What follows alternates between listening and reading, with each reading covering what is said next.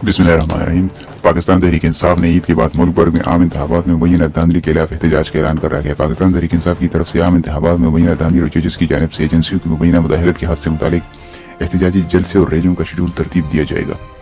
Pakistan Tehreek Insaf grand alliance के अलावा इनफरादी तौर पर भी जलसों का इनेकाद करेगी। खैबर पख्तूनख्वा और पंजाब में जलसों की तैयारी और मेजबानी पीटीआई करेगी, जबकि अलायंस में शामिल तमाम जमातों को जलसों में शिरकत की दावत दी जाएगी। दूसरी जानब अंदरूनी सिंध में जेयूआई जलसों की मेजबानी करेगी। बलोचिस्तान में पीके मैप और जेयूआई मुश्तरका तौर पर जलसों का इनेकाद करेगी। ज़राए के मुताबिक अप्रैल के वसत से जलसों के सिलसिले का आगाज हो जाएगा, जो कि जून तक जारी रहेगा। पीटीआई के ज़ेर-ए-तमाम पहला जलसा रावलपिंडी जबकि दूसरा जलसा कराची में तजवीज़ ज़ेर-ए-गौर है। इसके अलावा खैबर पख्तूनख्वा के मुख्तलिफ अजला में भी जलसों का ऐलान किया जाएगा।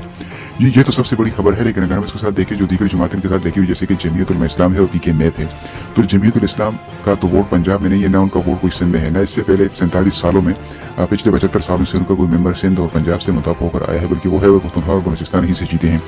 इस बार भी बलोचिस्तान में उनको अच्छी खासी सीटें मिली हैं, क्योंकि वहां पर सीटों का तनासुब या फर्क सिर्फ 2 सीटों का आया है, जो कि वो हारे हैं, यानी 11 सीटें वो जीत चुके हैं। अगर खैबर पख्तूनख्वा की बात करें तो उनके पास तो खैबर पख्तूनख्वा में धांधली हुई है, तो जमीयत का या मौलाना फजल रहमान का इसमें शिरकत करना और इसमें पीटीआई का साथ देना थोड़ा सा हट कर लग रहा है। अगर वो पंजाब और सिंध में जलसे करेंगे और मौलाना ये कहेंगे कि पंजाब और सिंध में मुझे हराया गया है, तो ये तो बहुत ही बड़ी वो कहते हैं ना कि बेवकूफ़ी होगी कि अगर कोई पूछे कि मौलाना तुम्हारा पंजाब और सिंध से पहले कौन से मेंबरान मुताब होकर आते रहे हैं कि इस बार तुम दांदी का शोर मचा रहे हो, तुम्हारे साथ तो खैबर पख्तूनख्वा में हाथ हुआ है और इस हाथ पर तुम्हें चाहिए कि तुम खैबर पख्तूनख्वा में जलसे करो, एहतजाज करो, जुलूसे करो। अगर पीके मैप की बात करें तो पीके मैप का तो तीनों सूबों में कोई वोट बैंक नहीं है, सिवाय बलोचिस्तान के पुख्तून बिल में, जहाँ पे उनके 2 से 3 सीटें होती हैं, वहां पर उनको हराया गया है। हराया नहीं बल्कि वो खुद ही हारे हैं।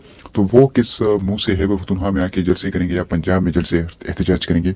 तो ये वही बातें हैं कि ये 2 जमातें जो हैं जो किराए पर दस्तयाब होती हैं, इस बार ये तहरीक इंसाफ को किराए पर अपनी कुर्सियां देंगे और अपने लोग देंगे, क्योंकि तहरीक इंसाफ के पास जो लोग इस बार एहतजाज होंगे तो उनके जो वर्कर्स हैं वो रोड भरने और वहां पर तवील जलसों करने की उनमें सलाहियत नहीं है।